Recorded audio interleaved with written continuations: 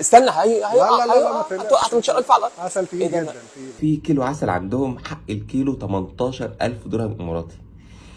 18000 في حسابها بالمصري بس كده 12 و84 قرش يساوي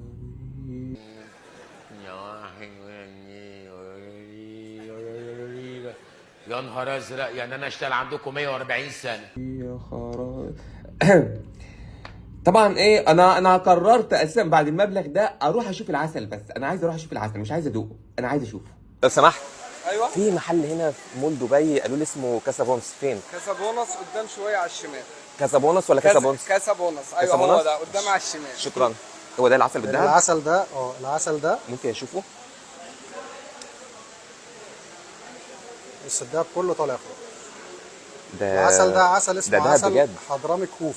اه ده بيجي من الكهوف اللي في الجبال، فالعسل نفسه مميز. واحنا حاطين عليه دهب عيار 24. هنا تمر بالدهب كمان. فالدهب هنا حاجه عاديه مش حاجه واو يعني. احنا الدهب عندنا مش حاجه عاديه. لا، يعني انا لا. دلوقتي انا ممكن اخد شويه عسل من دلوقتي واروح اخطب واحده عندنا دلوقتي. عادي. انا جاي لك عسل بالدهب. هو عسل مميز جدا، هو حلو جدا، في نسبه مضادات اكسده عاليه. تمام. حلو جدا للمناعه، لو حد عنده مشكله في المناعه، حد عنده لا قدر الله كانسر، بيحمي كمان الجسم من اي مشاكل صحيه. العسل ده بكام بقى؟ انا ده هتحسبوا لي بكام؟ العسل ده الكيلو ب 8800. كيلو بكام؟ ب 8800. ده بالدهب ولا من غير الدهب؟ انا مش جاي اخطب، انا جاي اخد العسل بس. عندي عسل ب 18000.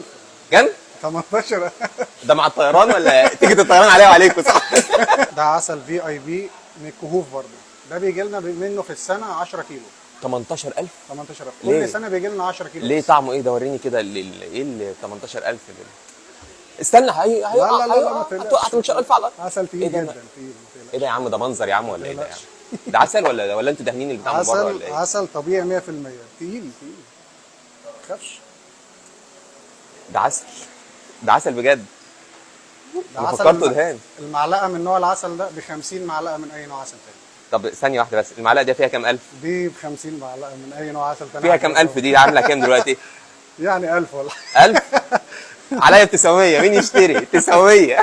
بجد بقى اللي عاوز فعلا عسل حاجه رهيبه وجاي على مول دبي يجي هنا، تمام؟